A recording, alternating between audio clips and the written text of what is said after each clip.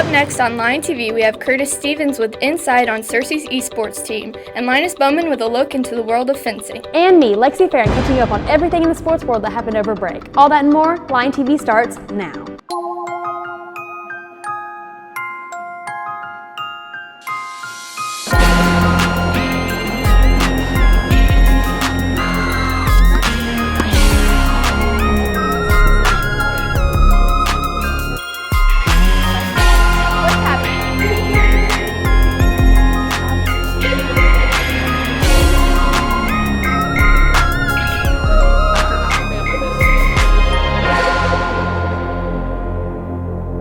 Morning, Cersei High. Welcome back for another episode of Lion TV. Hope you all had an amazing break. I'm Lily Lindsay. And I'm Totten Green. Let's get right into those announcements. On Tuesday, January 17th at 3:30, there will be an esports meeting for anyone wanting to join in room 313. For more information, you can contact Mr. Renard. For anyone in Spanish Club, the next meeting will be coming up this Tuesday, January 17th. Monday, January 16th, we will be out of school for Martin Luther King Day, and we will start 0 hour the next day, the 17th. So make sure you check your emails to see if it applies to you. Hey Titan, have you heard Cersei has a new state title? No, I haven't actually. Our esports team, coached by none other Brandon Renard, won in Mario Kart, and I've heard Curtis Stevens has a story on one of the winners, Phoenix Pruitt. Many teenagers nowadays spend their time playing video games inside at home, but what if they could play these games at school to compete against other schools in the state?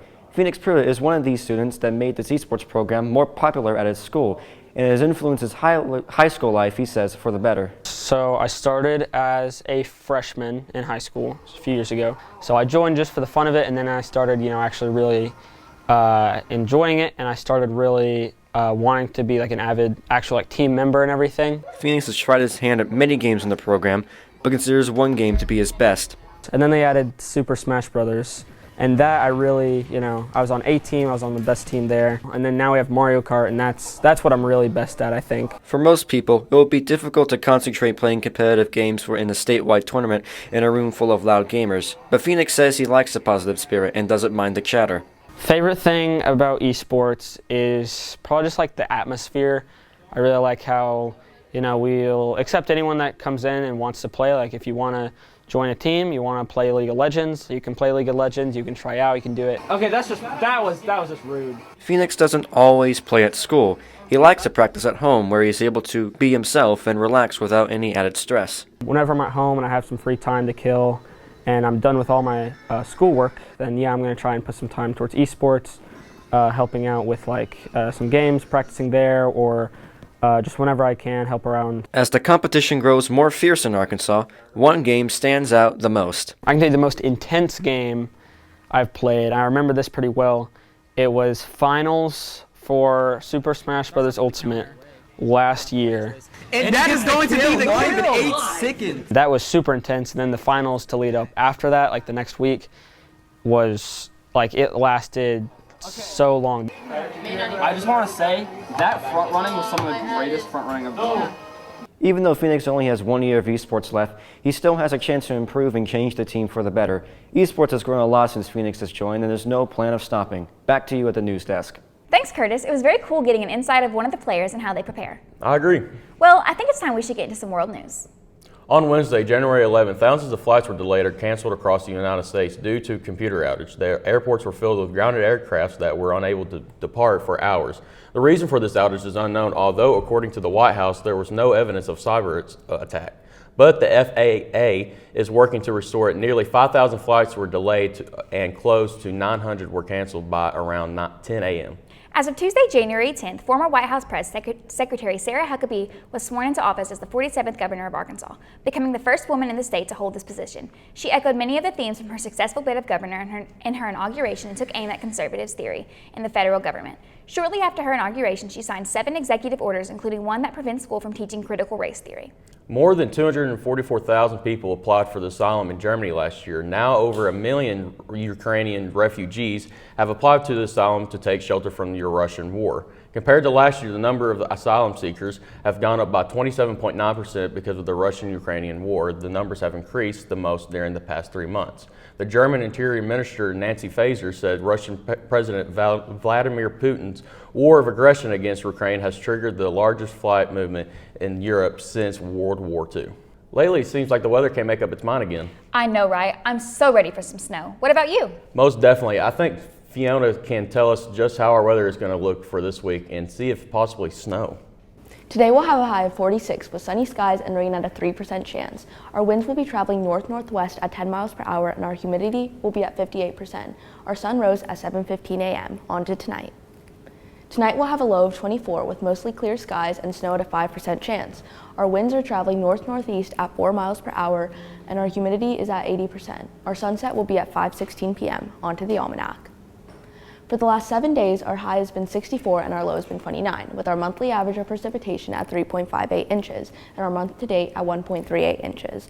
On to the 5cast. Saturday will have mostly sunny with a high of 48, a low of 33, and a 5% chance of rain. Sunday will be partly cloudy with a high of 44, a low of 27, and a 3% chance of rain.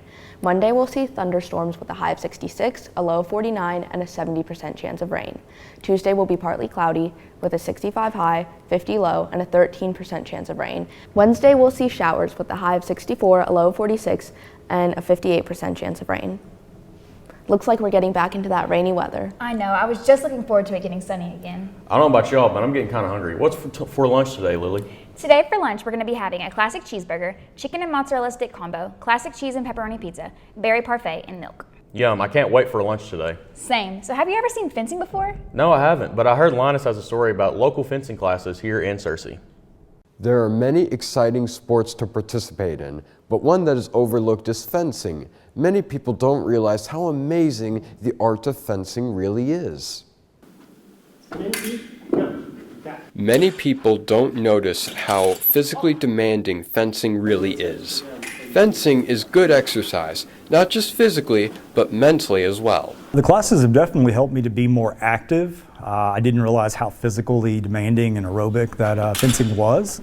Really enjoy it. Also, there's a lot of thought process that goes into it. It's very chess-like. Well, the great thing about fencing is it's great exercise. So it's very intense exercise when you're in a bout. You're working very hard for like short bursts, kind of that powerful aerobic exercise. But it's also a very intellectual sport. For the most part, you're more relying on your footwork and just trying to anticipate your opponent's next move. There are many misconceptions when it comes to fencing.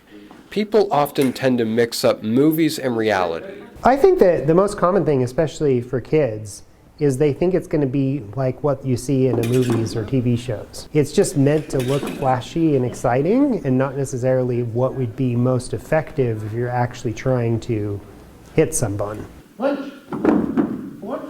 Oh, I think the biggest common misconception is that it's easy. It's much like an onion. There's a lot of layers to it. You're thinking a lot about what the opponent is doing, trying to figure out strategies to defeat your opponent. So it combines that very powerful physical aspect with the mental aspect as well. Beginners are always welcome to join Central Arkansas Fencing. Fencing is a healthy and fun sport for everyone to try out.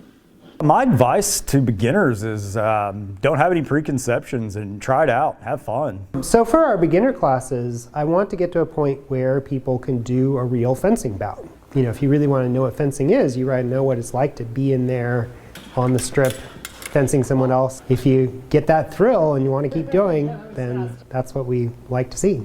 Fencing takes a lot of exercise and strategy. Everyone should try it out at least once in their life. Now, back to the news desk. Thanks, Linus. I never knew we had fencing so local. Me either. I might just have to check it out. Same. Did you get the chance to see the awesome games Tuesday that our Lady Lions and Lions played against West Memphis? I didn't actually, but I think Lexi can fill me in on all the updates on our Lions.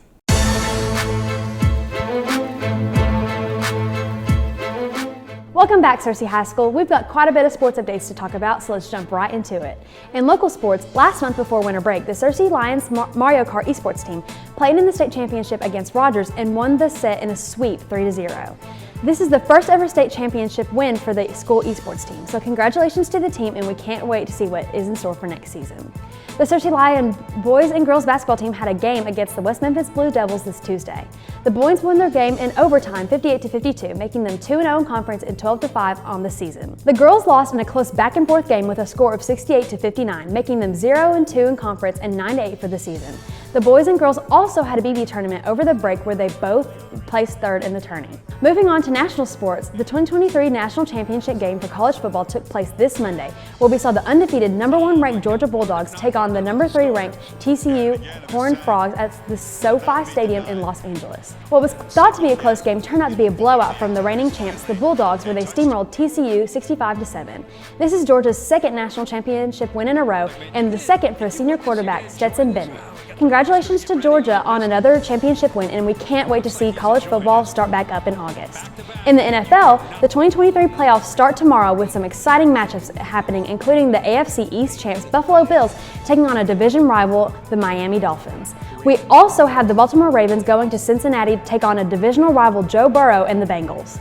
And finally, the New York Giants going to Minnesota to take on the Vikings on Sunday. After these games this weekend are over, playoffs will go into the divisional round where the lowest seeds moving on will play the number 1 seed in each conference. The number 1 seed in the NFC is the Philadelphia Eagles, and the number 1 seed in the AFC is the Kansas City Chiefs. Also in the NFL, on Monday, January 2nd, 23-year-old safety for the Buffalo Bills, Damar Hamlin, went into cardiac arrest after taking a hit to the chest, where he immediately went to the University of Cincinnati Medical Center in critical condition. Many fans, coaches, and players all around the league all came together during this time to help Damar and his family by donating $8 million to the Hamlin's Foundation, Chasing M's.